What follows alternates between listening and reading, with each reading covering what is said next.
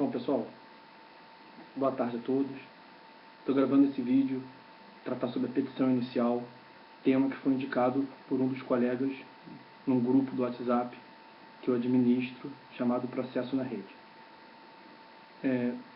Com relação à petição inicial, o novo CPC não traz nenhuma alteração do ponto de vista dogmático. Ela continua sendo o instrumento da demanda. A demanda continua sendo entendida pela ciência processual como o ato que retira o Estado juiz da sua inércia para instrumento que tem o demandante para provocar a atuação do Estado, para que ao final veja então prestada a tutela jurisdicional. Tá? Aplicação direta lá do artigo 2º, tanto do CPC de 73 quanto do novo CPC, a inércia da jurisdição. Além de retirar o Estado da sua caráter tradicional inércia, a petição inicial continua a exercer relevante função no sentido de delimitar essa atuação do Estado. Então é o tradicional, o conhecido princípio da congruência entre os pedidos formulados pelo demandante e a sentença que vai ser proferida pelo juízo. Tá? Continua sendo a petição inicial um ato jurídico solene, assim como era no CPC 73, continua a ser no novo CPC. No CPC de 73, sua disciplina encontrava-se nos artigos 282 e 283, combinado com o artigo 39, inciso 1º, aquela exigência de o advogado indicasse o endereço em que receberia a intimação. No novo CPC, basicamente os requisitos são os mesmos. Nós vamos ver que tem alteração com relação a pouca coisa, e sua disciplina encontra-se nos artigos 319 e 320, combinado com o artigo 287, que é no novo diploma, que continua trazendo a exigência do advogado indicar o endereço em que receberá as intimações. Então vejam os senhores que, por enquanto, a alteração que ocorreu foi tão somente na localização dos artigos. Tá? Especificamente quanto ao artigo 319, que seria o paralelo correspondente ao 282 do CPC ainda vigente, não tem muitas alterações. Os incisos continuam sendo praticamente os mesmos, a exigência de indicação do juízo, que o demandante entende competente, a indicação das partes, o fato e os fundamentos jurídicos do pedido, o pedido com as suas especificações, o valor da causa, as provas que pretende produzir e, aí sim, no inciso 7º, nós temos uma novidade, que eu vou tratar brevemente daqui a pouco, que é a opção do autor pela realização da audiência. Por enquanto, deixaremos ela um pouco para frente. Quanto aos incisos em geral, até o inciso 7º, não teve, então, alteração. Tá? Até mesmo as suas ordens a sua ordem foi mantida de forma intacta. Deve, então, o demandante, na petição inicial, apresentar basicamente os elementos identificadores da demanda. As partes, causa de pedir e o pedido. Com relação à causa de pedir e o pedido, não teve alteração. Continua, então, tratando-se causa de pedir próxima e remota, pedido imediato e imediato. Quanto a isso, não teve alteração, pelo menos nos requisitos formais da petição inicial. Poderia abordar isso em um outro encontro. Com relação às partes, teve uma singela alteração. Não do ponto de vista substancial, é muito mais uma atualização normativa daquilo que a doutrina e a jurisprudência já tratavam. Então, o inciso 2º do CPC de 73, então o ainda vigente até março do ano que vem, dizia o seguinte, que a parte deveria indicar na petição inicial os nomes, prenomes, estado civil, profissão, domicílio e residência do autor e do réu. No novo CPC, a redação é a seguinte, inciso 2º do artigo 319.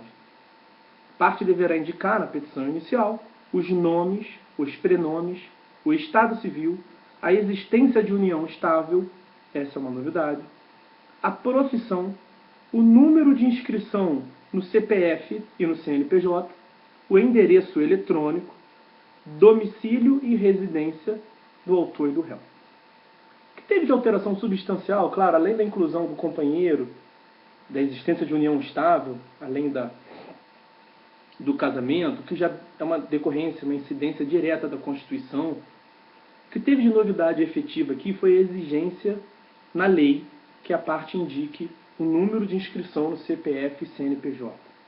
Bom, quanto a isso, a gente pode gastar um minutinho aqui para falar. Existia já por normas administrativas dos tribunais essa exigência. Isso já foi muito criticado pela doutrina e pela própria jurisprudência. Não poderia, então, por ato administrativo, os tribunais restringirem o acesso à justiça pela parte não conter ou não dispor do número de inscrição no do CPF e do CNPJ da outra parte, por exemplo. A doutrina também tratava da hipótese da parte ir a juízo e a parte não ter inscrição no CNPJ. Pensem, por exemplo, no condomínio. O condomínio não tem inscrição no CNPJ. Então, o acesso à justiça ficaria vedado nesses casos? Bom, o novo CPC, além de introduzir essa exigência no inciso 2º, me parece muito coerente e antenado com a realidade dogmática, da ciência, da doutrina, da jurisprudência, porque além de introduzir essa exigência no inciso 2º, ele trata da situação nos 3 parágrafos do artigo 319.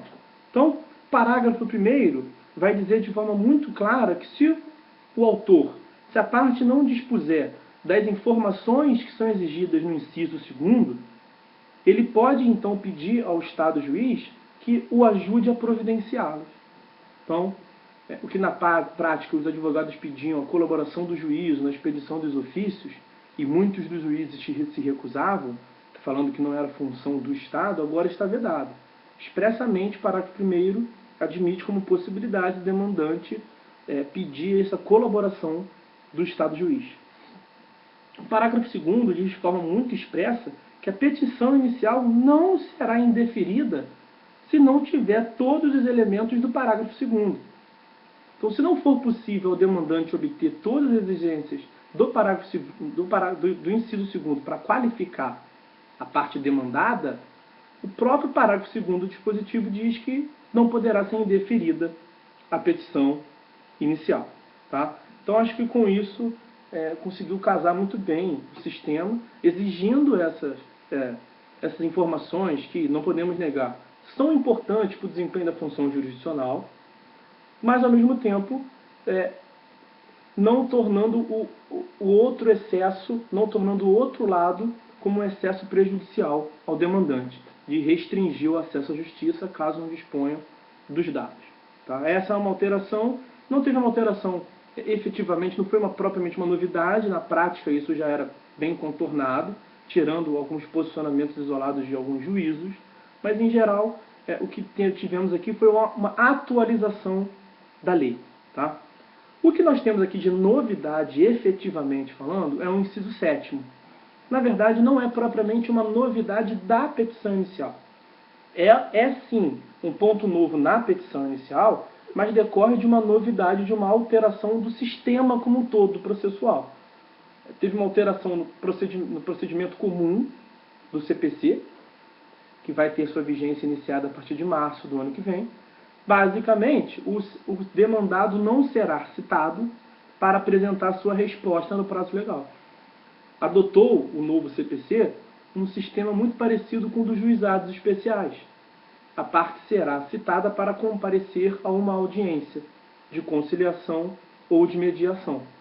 Então, foi atribuído ao demandante o ônus processual de indicar na petição inicial se deseja a realização dessa audiência, para que o Estado juiz não seja forçado a realizar um ato totalmente desnecessário. Então, é importante conjugar esse inciso 7º do artigo 319 com o artigo 334, que é o que trata da audiência de conciliação ou mediação. Veja, no CPC atual, nós temos audiência preliminar. E ela é designada audiência preliminar porque, além de tentar a conciliação, outros atos são praticados nessa audiência. No novo CPC, a audiência é designada audiência de conciliação ou de mediação. Por quê? Assim como no juizado, no sistema do juizado especial, ela destina-se exclusivamente a tentar obter a autocomposição das partes. Tá? Então é importante a leitura do artigo 334, que é o que trata da audiência, especialmente os seus parágrafos 4º e 5º. Então, o artigo 334, no parágrafo 4º, diz o seguinte: a audiência não será realizada, inciso 1º, se ambas as partes manifestarem expressamente desinteresse na composição consensual. O inciso 2º não nos interessa, ele trata das hipóteses em que a causa não admite autocomposição. Então, nesses casos, manifestando-se autor e réu pelo interesse, não poderá mesmo ser realizada a audiência. O que nos importa detidamente é o inciso 1º. Então, sendo causa que admite a autocomposição, as partes devem expressamente manifestar o seu desinteresse. Ou seja, o silêncio vai ser entendido como interesse em realizar a audiência de conciliação ou mediação. Vejam, olha o que diz o parágrafo 5º. O autor deverá indicar, na petição inicial, seu desinteresse na autocomposição. E o réu deverá fazê-lo por petição apresentada com até 10 dias de antecedência, contados da data da realização da audiência. Então, senhores, não constando da petição inicial informação do autor no sentido de desinteresse em realizar a audiência, será considerado, então, como havendo interesse do demandante no comparecimento da audiência de conciliação e mediação. E qual é a consequência, então, se nós falamos que é um ônus processual, qual é a consequência, então, do autor não comparecer a essa audiência designada pelo juízo? Bom, tanto o autor quanto o réu, se não comparecerem à audiência sem indicar expressamente que não tem interesse em sua realização, será considerado um ato atentatório à dignidade da justiça, com todas as consequências que podem daí advir, como, por exemplo, a imposição de multa. Tá? Então, o que tem de mais importante em relação à petição inicial, me parece, é esse inciso 7º, que atribui ao demandante o ônus processual de indicar de forma expressa seu interesse na realização ou não da audiência de conciliação e mediação. Tá? Então, por enquanto é só. Nos encontramos no próximo vídeo. Espero que tenham gostado. Boa tarde.